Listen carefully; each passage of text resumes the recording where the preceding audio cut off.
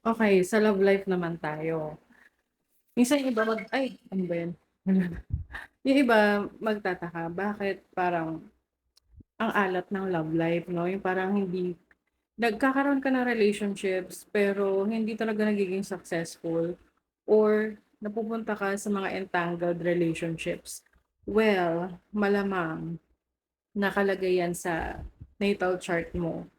It's either yung seventh house of relationships mo, yung ruler nun, puwedeng nasa 12th house, which is the house of losses, or being in a secret relationship. Seventh house is also about your partnerships, kung paano ka makipag-deal one-on-one. Hindi lang naman siya sa romantic relationship but also can be sa business partnership. Pero talaga mas ina-associate siya sa romantic connections. So, yung yung mga signs na nasa seventh house, especially if you are mutable signs, usually sila yung napupunta sa mga relationships na medyo magulo, pabago-bago, unstable. Kasi yung mga mutable, ano yan sila, kapag na-bored na sila sa relationship or parang nagkaroon sila ng challenge dun sa relationship, they want to get away with that situation.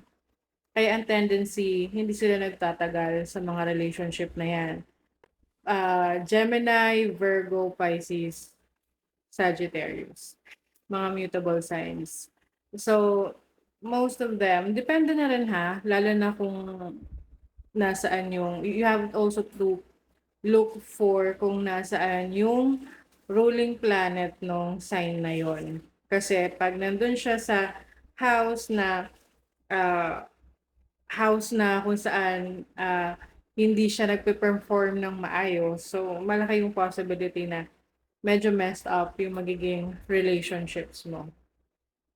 And then another thing is yung Venus. Kasi Venus rules your relationships, your love, okay? How you express your love.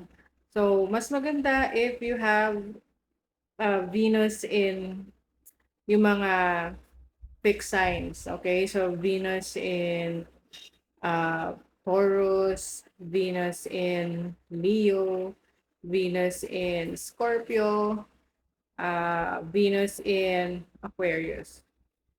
Kasi mas stable sila pagdating sa relationships.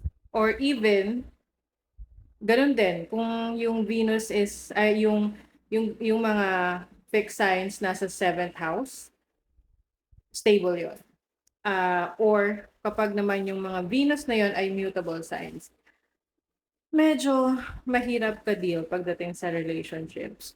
So, importante rin talaga na, you will jive with someone na nagko-complement ng energy mo when it comes to relationships. Kasi most likely, magiging successful yung connection niyo.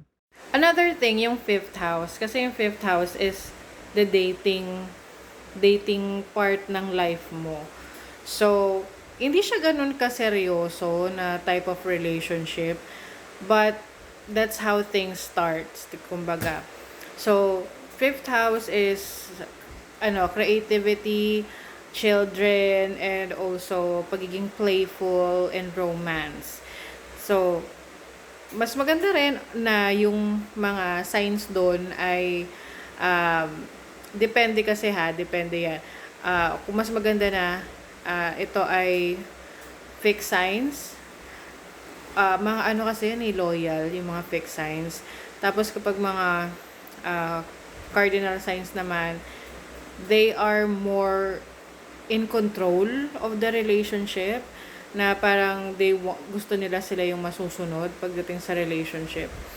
And then, yung mga mutable signs naman, sila yung mga medyo flaky pagdating sa relationship, na tipong come and go kapag natakot, ayaw na, or pag inconvenient na sa kanila, umi-exit na sila sa relationship, or pwedeng nasa talking stage pa lang, ginost ka na, yung mga ganon.